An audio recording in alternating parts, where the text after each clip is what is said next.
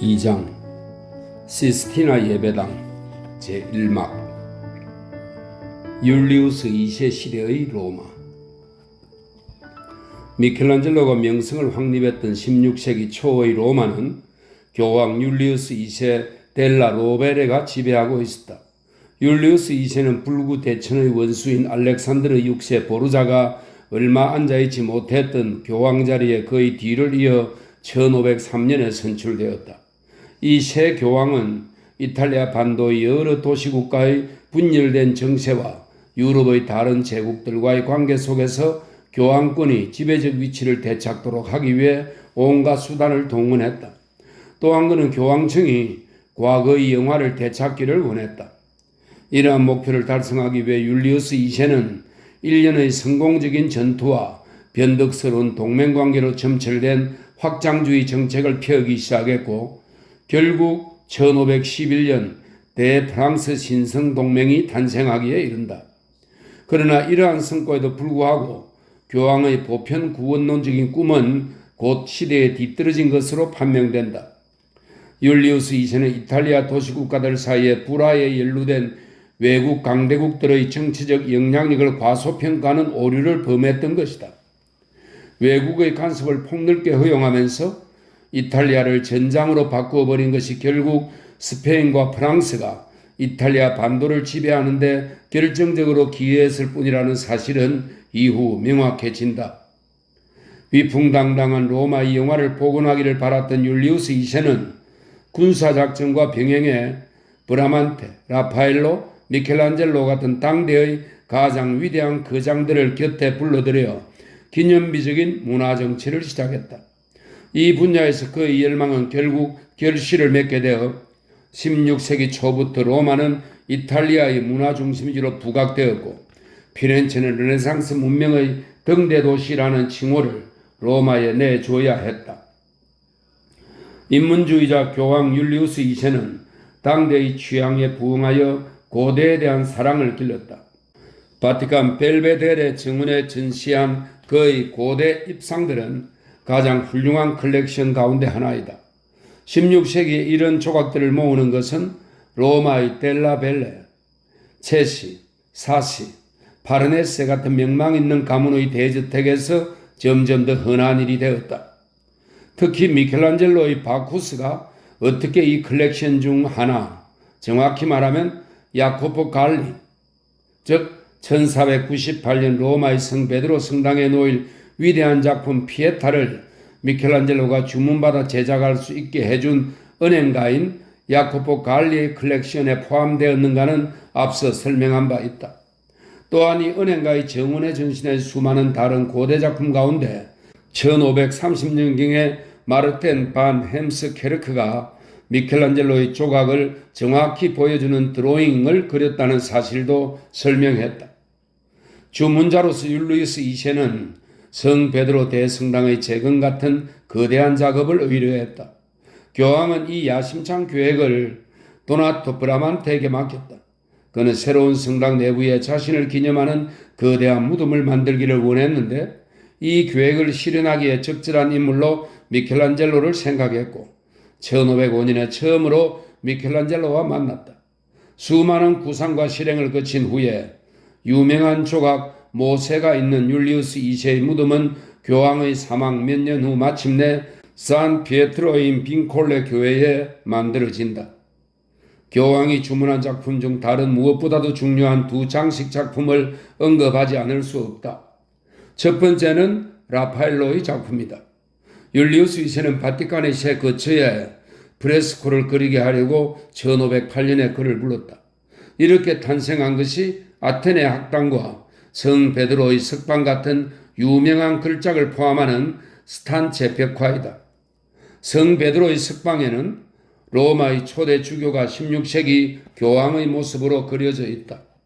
두 번째는 시스티나 예배당 천장의 프레스코로 미켈란젤로는 1508년에서 1512년까지 비범한 재능을 발휘해 이 천장화를 그렸다.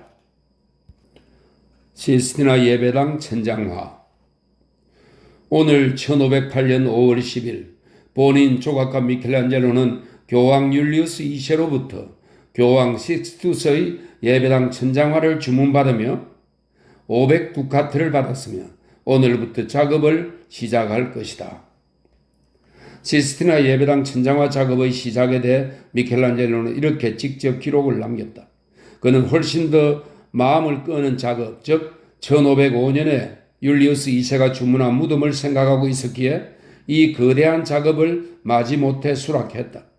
교황이 생각을 바꿔서 무덤보다 다른 작품들을 우선적으로 추진했기 때문이다. 완성하는 데 우여곡절이 많아 미켈란젤로가 무덤의 비극이라고 불렀던 교황의 무덤 작업은 고난 그 자체였다. 그는 처음엔 율리우스 2세와 다음엔 그 후계자들과 온갖 불화를 겪었는데 그 과정에서 무덤의 설계는 끊임없이 바뀌었다. 그래서 작업은 느릿느릿 진행되고 빈번하게 중단되었으며 1547년까지 40년 동안 계속되었다. 그러므로 미켈란젤로가 식스투스 4세를 위해 세워진 예배당에 그릴 프레스코 계약을 수락한 1508년에 쓴 편지들에 도발적으로 조각가 미켈란젤로라고 서명한 것은 우연이 아니었다. 1504년 시스티나 예배당 천장에 거대한 균열이 생기고 오래된 장식이 훼손되기 시작하자 천장을 새로 장식할 필요성이 대두되었다. 천장을 새로 칠하는 작업이 미켈란젤로에게 맡겨졌다는 사실은 오늘날 의아하게 보일 수도 있다. 왜냐하면 그 전까지 그는 회화를 별로 그리지도 않았고 그의 명성은 분명 화가로서의 재능에 기인하지 않았기 때문이다. 율리우스 2세가 불러들인 수많은 대가들 중 한 명이었던 브라만테는 나는 미켈란젤로가 인물을 많이 그려보지 못했기 때문에 이 작업을 할 의사가 없다고 생각한다라고 단언하며 반대 견해를 피력했다. 그럼에도 교황은 미켈란젤로의 능력에 대해 한없는 신뢰를 과시했고 전적으로 그에게 작업을 맡기길 원했다. 본이든 아니든 교황은 이렇게 함으로써 미켈란젤로와 그의 영원한 라이벌 레오나르도 다빈치가 피렌체 시노리아 궁전에서 경쟁을 벌인 것처럼 또 한 번 두 챔피언을 경쟁시켰다. 미켈란젤로가 시스티나 예배당에서 작업하는 동안 젊은 라파엘로는 모두의 경탄을 받으며 바티칸의 교황 거처의 장식 작업을 하고 있었다. 하지만 이번엔 사태가 다르게 흘렀다. 라파엘로는 미켈란젤로를 거장으로 생각했다. 그는 아테네 학당에 미켈란젤로를 모델로 헤라클레이토스를 그려 경의를 표했고 교황 거처의 다른 그림들에서 시스티나 예배당 프레스코를 유익하게 이용했다. 반면 토스카나 출신 천재 미켈란젤로는 이 젊은 화가를 단지 우르비나 출신이라고만 평가한 듯하다. 시스티나 예배당 천장화를 위해 처음에 선택된 도상학적 구성은 상대적으로 간단했다. 미켈란젤로는 천장과 벽이 연결된 부분의 삼각형 공간과 그 내 기퉁이의 펜던티브에 12사도의 당당한 모습을 그리고 천장 중앙의 띠 부분은 건축 장식으로 만드는 데 그치려 했다. 하지만 이 거장은 500평방미터도 넘는 엄청난 넓이의 천장에 비할 데 없는 훌륭한 솜씨로 인류의 역사, 즉 최초의 혼돈 상태부터 구원의 희망에 이르는 이야기를 구현했다. 이 천장화는 336명에 이르는 인물로 그려낸 부활한 그리스도의 도래에 관한 웅대한 서장인 동시에 채색된 건축물에 둘러싸인 거대한 조형적 입체감과 선명한 색채의 완벽한 조화이다. 이 채색된 건축물은 외부로 통하는 듯하고 르네상스 예술의 원근법에서 벗어난 것 같은 착각을 일으킨다. 1523년의 편지에서 미켈란젤로는 이 작품의 최초 설계가 교황에게 너무 빈약해 보였기 때문에 교황이 그에게 내가 원하는 대로 마음대로 하라는 새로운 주문을 했다고 쓰면서 작품의 야심찬 구상의 모든 공로를 자신에게 돌렸다. 그러나 천장화의 우의적이고 신학적인 표현의 복잡함과 조밀함을 고려한다면 아무리 천재라 해도 그 일련의 프레스코가 오로지 한 예술가의 상상에서 나왔다고 믿기는 어렵다. 교황 주위의 신학자들과 협력했다는 것이 오히려 더 설득력 있는 주장일 것이다. 신학자들은 천장화에 들어갈 주제와 인물들을 제안하고 미켈란젤로는 자신의 방식으로 그 제안을 발전시켰을 것이다. 천장화에 참여했을 것으로 추정되는 신학자로는 프랑키스쿠스의 수도사 마르코 비제리오와 프렌체의 마르실리오 피치노의 제자 에지디오 다 보테르보에가 있다. 따라서 최근 비록 미켈란젤로의 프레스코를 사보나롤라의 설교와 연관지어 이해하려는 새로운 해석이 대두되긴 하지만 천장화에 대해서는 신플라톤주의적 비평이 우위를 차지한다. 마지막으로 미켈란젤로가 천장 바로 밑에 위치한 두 줄의 프레스코에 그려진 성상들 때문에 어느 정도 제약을 안고 천장화를 구성해야 했다는 사실을 언급할 필요가 있다. 예배당 양측면벽에는 콰트로첸토 마레, 보티첼리, 기를란다요, 페루지노 같은 미술가들이 그린 모세와 그리스도의 생애의 장면들이 있었다. 그래서 그는 더 이전으로 거슬러 올라가서 세상이 창조되는 장면으로부터 천장화를 시작했던 것이다. 어찌되었든 최초의 미켈란젤로 전기들이 그의 걸작에 대한 우의적 해석은 조금도 하지 않고 매우 상세하지만 단순한 묘사에 그쳤음을 확인하는 것은 흥미로운 일이다. 미켈란젤로는 4년에 걸쳐 이 거대한 천장화를 끝낸다. 그가 철저히 혼자서 조수도 없이 이 작품을 완성했다는 이야기가 전설처럼 전해진다.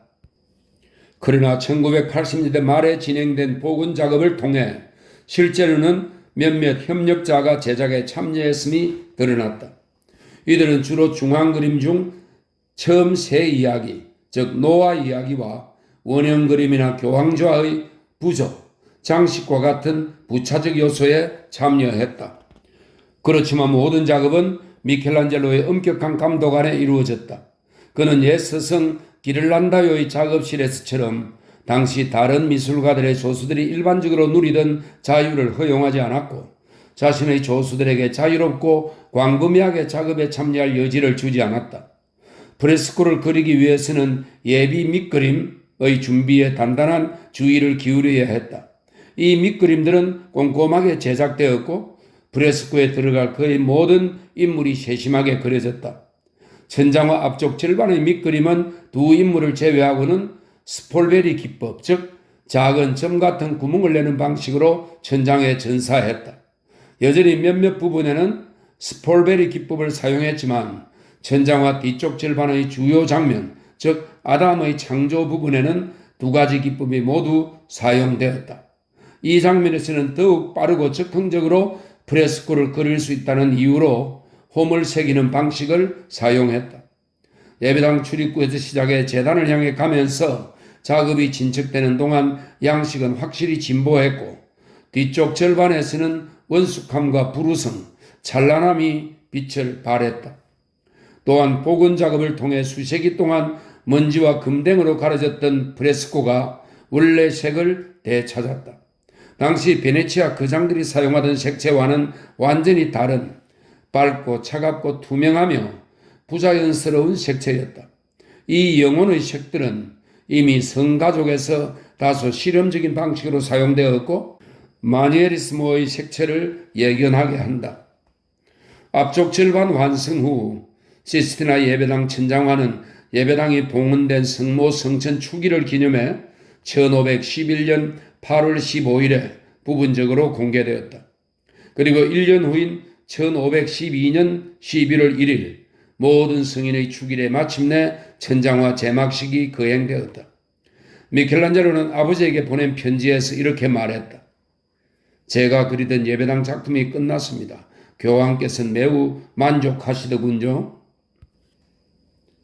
미켈란젤로의 성격.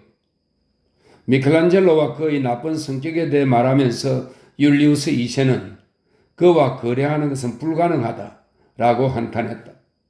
미켈란젤로는 까다롭고 다루기 어려운 데다 엄격하고 오만했으며 화를 잘 내고 완고한 사람이었다.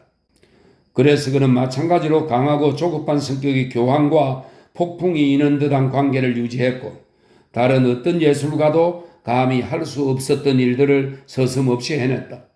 게다가 그의 행동으로 인해 로마와 피렌체 사이에 외교적 사건이 일어날 뻔한 적도 있었다. 문제의 사건은 1506년 초로 거슬러 올라간다. 미켈란젤로는 율리우스 2세의 무덤에 설 대리석을 구하러 몸소 카라라 채석장에 갔다가 로마로 돌아왔다.